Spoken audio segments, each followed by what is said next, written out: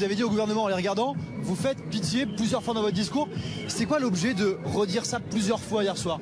Je pense qu'on a un président, on a un gouvernement qui ne sont pas à la hauteur du pays qu'ils dirigent.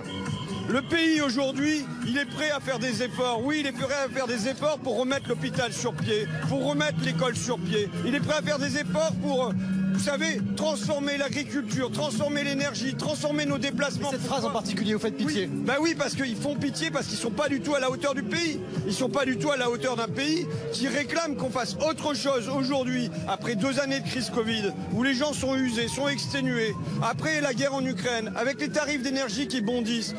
On attend quoi d'un gouvernement qui tire vers le haut, pas qui fasse des petites choses mesquines, étriquées, ridicules, comme une réforme des retraites qui est d'une immense banalité en allant gratter 2 ans sur la vie des gens. On attend qu'ils portent une espérance, on attend qu'ils allument la lumière dans le tunnel et ils font tout l'inverse. Qu'est-ce qu'ils instillent dans le pays? Ils instillent du dégoût.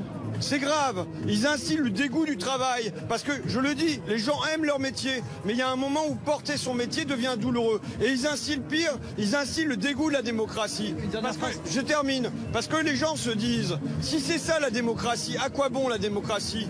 Si je peux pas donner mon avis, à quoi ça sert? Voilà le dégoût qu'ils instillent dans le pays. C'est pour ça qu'ils me font pitié. J'ai bien écouté hier soir, vous avez aussi dit, en parlant du gouvernement, vous êtes des extrémistes. C'est le mot que vous avez employé également. Oui, ce sont des Pourquoi ce mot? Écoutez, quand 7 Français sur 10 disent non, non, non, quand 9 salariés sur 10 disent non, non, non, quand il y a des manifestations où on dit non, non, non, quand les patrons, même un debout les patrons, disent non, non, non, et qui prétendent passer par-dessus tout ça, sans écouter, en étant sourds, en se mettant les doigts dans les oreilles et les mains sur les yeux, c'est quoi? Ce sont eux les extrémistes. Moi je le dis, nous sommes les modérés. Nous sommes les modérés qui voulons redonner goût au travail, la fierté dans le travail, la dignité dans le travail. Mais c'est pas en imposant aux gens 2 ans de plus, quand à 60 ans on voit déjà qu'il n'y a pas les moitiés des Français qui travaillent parce qu'ils sont usés déjà.